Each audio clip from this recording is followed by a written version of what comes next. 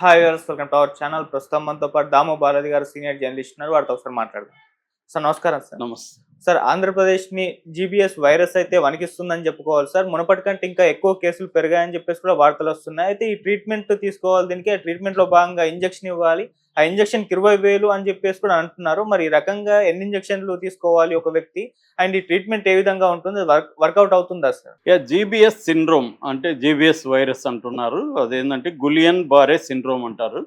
ఈ వ్యాధి ఇప్పుడు ఆంధ్రప్రదేశ్‌లో విపరీతంగా పెరిగిందని చెప్తున్నారు. నిన్న ఆరోగ్య శాఖ మంత్రి సత్యకుమార్ యాదవ్ కూడా దీని గురించి మాట్లాడారు. ఆయన కేసులైతే పెరుగుతున్నాయి. బట్ ఆందోళన చెందాల్సిన అవసరం లేదని చెప్పారు. ఇప్పటివరకు ఆయన చెప్తున్న దాని ప్రకారం 43 మందికి, దాదాపు 6 జిల్లాల్లో 43 మందికి ఈ వ్యాధి సోకింది. అందులో 17 మెంబర్స్ హాస్పిటలైజ్ అయ్యారని చెప్తున్నారు. సో ఆయన ఓవరాల్గా ఆయన చెప్పిన దాని ప్రకారం 85% ఈ వ్యాధి సోకిన వాళ్ళలో 85 మంది మామూలుగానే నయమైపోతుంది. ఇందులో 15% మాత్రం హాస్పిటల్లో చేరే పరిస్థితి, సీరియస్ ట్రీట్మెంట్ తీసుకునే పరిస్థితి ఉందని చెప్తున్నారు. దీనికి సంబంధించి ఆయన చెప్తున్నది ఏమంటే ఒక ఇంజెక్షన్ ఇస్తున్నాము, ఇమ్యూనో గ్లోబల్ ఇంజెక్షన్ పేరు. ఆ ఇంజెక్షన్ ఒకటి 20,000 అవుతుంది. ఒక పేషెంట్కి రోజుకి 5 ఇంజెక్షన్లు అవసరం అవుతుంది. అంటే ఒక పేషెంట్కి ఇంజెక్షన్ రూపంలో రోజుకి ₹1,00,000 ఖర్చు పెట్టాలి. అలాగే 5 రోజులు ట్రీట్మెంట్ ఇవ్వాలి. అంటే ఒక పేషెంట్కి 5,00,000 అవుతుంది ఖర్చు.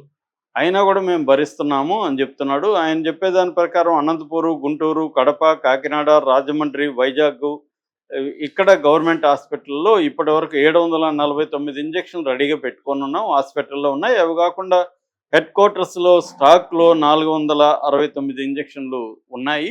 సో భయపడాల్సిన అవసరం లేదు. కేసులు విపరీతంగా పెరిగే పరిస్థితుల్లో మేము ఇంజెక్షన్లు తెప్పిస్తాం ప్రభుత్వం నుంచి అని అంటున్నాడు.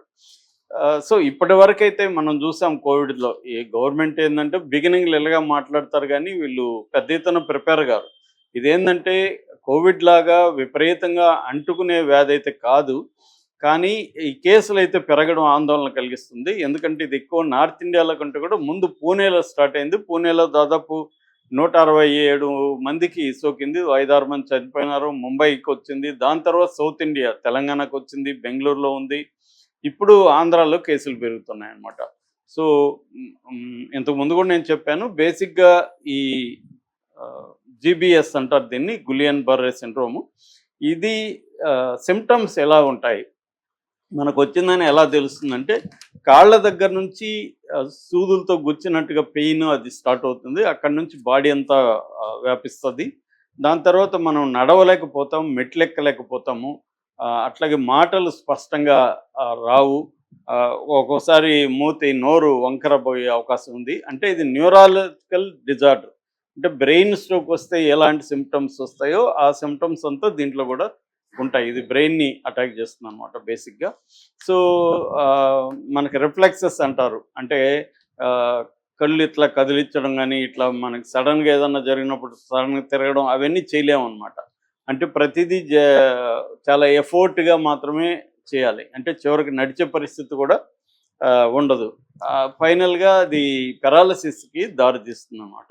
పక్షవాతానికి వచ్చి దాని తర్వాత చనిపోయే అవకాశాలు కూడా ఉన్నాయి. అట్లాగే బ్రీతింగ్ ప్రాబ్లం కూడా విపరీతంగా వస్తుంది. లంగ్స్ మీద కూడా ఇది ఎఫెక్ట్ చూపిస్తుంది. ఇది బేసిక్గా సిమ్టమ్స్. ఇక కాజెస్ అంటే బేసిక్గా ఇది ఇటు బ్యాక్టీరియల్ ఎలిమెంట్స్ వల్ల వస్తుంది, వైరస్ వల్లనూ వస్తుంది. రెండు ఇవి దీనికి కాజ్ అనమాట.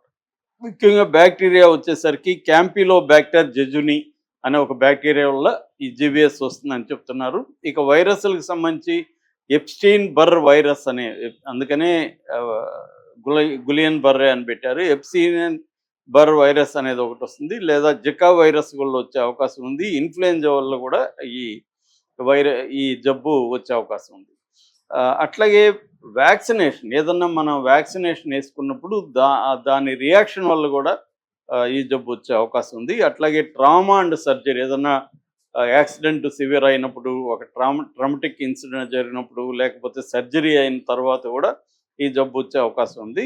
అట్లాగే ఇది ఆటో ఇమ్యూన్ రెస్పాన్సెస్ అంటారు. అంటే మన బాడీని రక్షణక వ్యవస్థ ఏదైతే ఉంటుందో ఆ రక్షక వ్యవస్థే మన బాడీ మీద, అవయవాల మీద దాడి చేసి వాటిని దెబ్బతీస్తుంది అన్నమాట.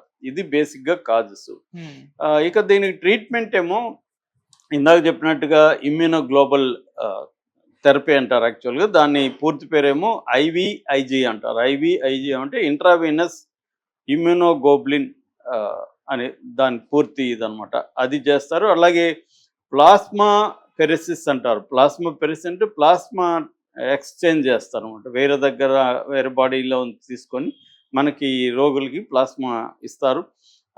అట్లాగే పెయిన్ మేనేజ్మెంట్, పెయిన్ ఎక్కువ బాడీ పెయిన్స్ ఉంటాయన్నమాట. ఆ పెయిన్ మేనేజ్మెంట్కి పెయిన్ కిల్లర్స్ ఇవ్వడం కానీ, యాంటీ ఇన్ఫ్లమేటరీ మెడిసిన్ ఇవ్వడం కానీ ఇది చేస్తారు. అట్లాగే సిమ్టోమేటిక్ ట్రీట్మెంట్, మనకి ఏ సిమ్టమ్స్ ఉంటాయి ఆ సిమ్టమ్స్ని బట్టి దాని ట్రీట్మెంట్. అంటే for example breathing problem, lungs problem ఉంటే దానికి సంబంధించిన మెడిసిన్ ఇస్తారన్నమాట.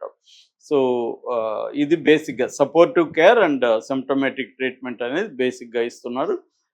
ఇప్పుడు ఈ ఐవీఐజీకి సంబంధించిన ఈ ఇంజెక్షనే ఆయన చెప్పింది ఇమ్యూనోగ్లోబల్ సంబంధించి.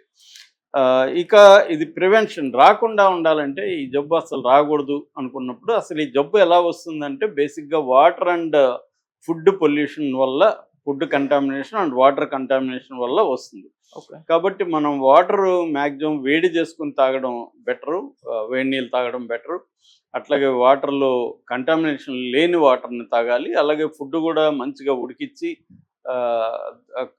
క్లీన్ చేసుకొని కూరగాయలు వాటిని అంతా కాస్త లైట్గా మన సాల్ట్ వేసుకొని క్లీన్ చేసుకొని బాగా మంచిగా ఉడికిచ్చి తినడం మంచిదని డాక్టర్లు చెప్తున్నారు.